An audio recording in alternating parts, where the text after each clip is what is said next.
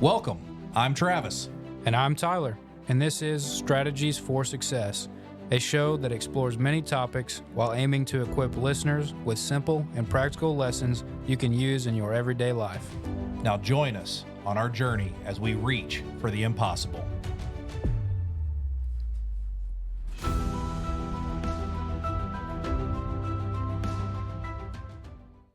Hey guys, and welcome to Strategies for Success. I'm Trav. And I'm Tyler.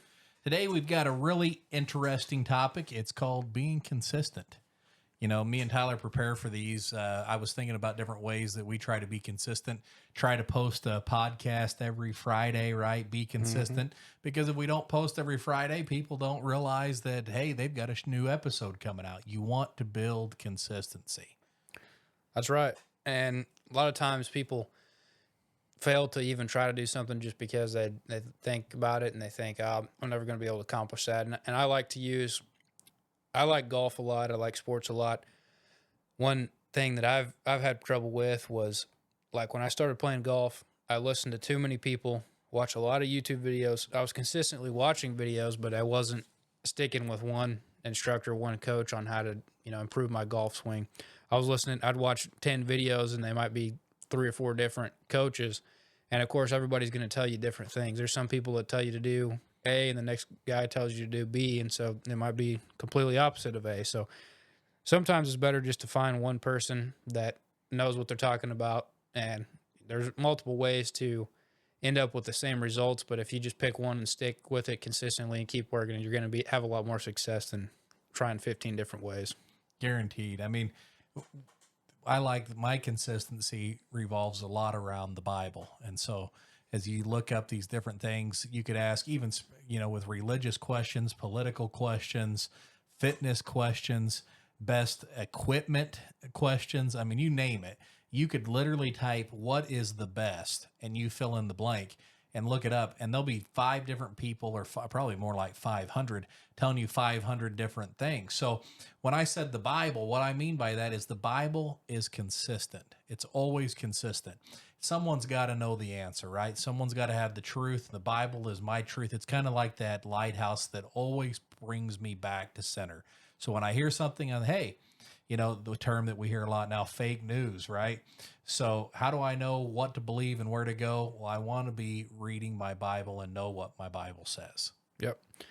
And so a lot of times, like I was mentioning, people just fail to ever even try to do something.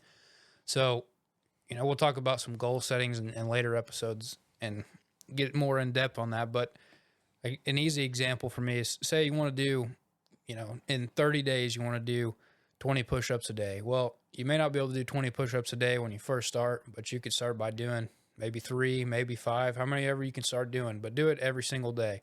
Second week, maybe instead of doing 5, you could do 10. And then the third week, you can do 15 or 20, but you'll eventually work yourself up. You're consistently. Sometimes it's not always the task that you're doing, like the push-ups. It might be waking up 5 minutes early to do those push-ups, but you're setting aside a certain time to do it. So sometimes the mentally setting aside the time to accomplish that might be more of a achievement than actually doing what you're setting out to do. We mentioned this previously, but I heard them talking about the difference between major companies that are competing in the space race, and one of the main ones in the front runner, I'll let you fill in the name, but as they launch rockets weekly, consistently, over and over, and you see one blow up and they change a few things and launch another. And they've redesigned rocket engine like 6 times since they started. And then an old, trustworthy company that's been doing it in the space race for a long time, they've been working on the same ship for 5 years, and then it don't work when they go to fly it. So which is better? Consistency. Even if you're not performing at the level that you think you should, what is better? Being consistent or planning so much that you never even start? All right. And I had a couple quotes that I found for this video that I thought would be helpful to share. One of them is, consistency won't guarantee success, but without it, it will guarantee failure. So that basically means if you never try something, you're 100% going to fail. But if you do try it, you at least, you at least got the odds in your favor if you're starting to do something. And basically what Travis just said, but another quote is, instead of getting in the mood to work, just start working, confront the work. stop waiting for the perfect conditions to start when in reality starting is the perfect condition. So I like to listen to a lot of different entrepreneurs and stuff like that. And one thing that a lot of them have in common is they didn't know how to do something, but they just worked and worked and worked until they figured it out. And, you know, you're not going to know everything when you start it, but you're going to learn stuff along the way and just be consistently working to get better. I hope you guys are doing the challenges with us. One of the challenges was reading, picking a book and reading it through. And a book that I had recently read was Good to Great. And one of the main things that stuck out in this book was the companies that were evolving from good to great, or even the companies that were evolving from good to going out of business. They didn't realize what was going on. The ones that were going from good to out of business, they were always chasing the competition, trying to find the next greatest thing that they were going to have a big hit with. And the companies that were going from good to great, they had no idea that they were transforming from good to great. They just knew what they were good at, and they consistently delivered over and over and over to the consumer. And, one thing that me and Tyler, we've mentioned this before, but we do a boys ministry program, and I've already mentioned Bible reading, but I hate to say this, but I had never read my Bible all the way through, and we have a program that challenges these young men to read their Bible 4 days a week for at least 10 minutes. And I felt bad. I realized I'm challenging these boys to do this program and read their Bible, and I'm not even doing it. And before long, as I consistently started listening to my Bible and reading it, I'd read my Bible all the way through. I'm on my second go round here in the last couple of years. So just find what you want to reach for. Find your goal, find your target, what you need to aim at, and then consistently get after it. I'd mentioned I do love sports. And so one guy, I heard this statistic a while back and I was just blown away by it, but Stephen Curry, most everybody, if you watch basketball, you know who that is. He's one of the greatest shooters, three-point shooters of all time, probably the greatest three-point shooter of all time. But a lot of people with professional athletes or celebrities or whatever it may be, they think, wow, that person is super talented. It would be nice to just be that talented.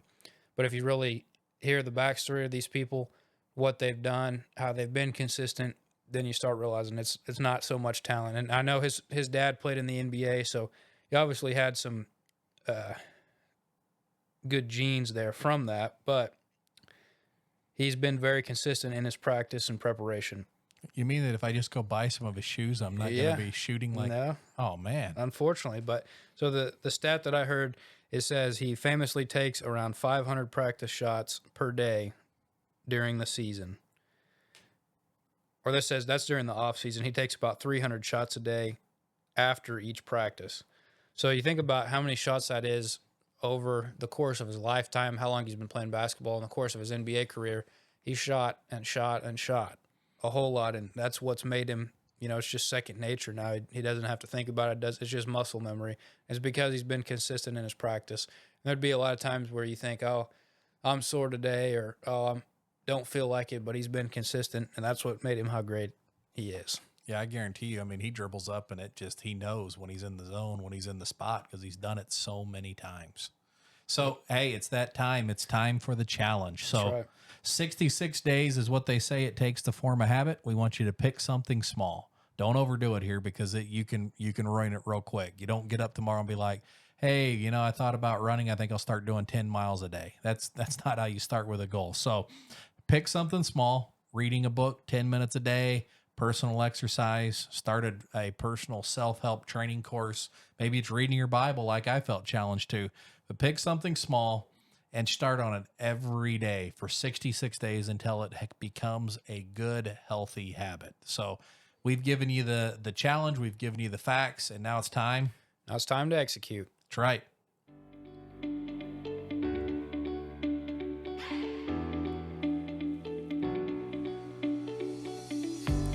Thank you for learning with us. Join us next time as we reach for the impossible. I'm Travis. And I'm Tyler. And this is Strategies for Success.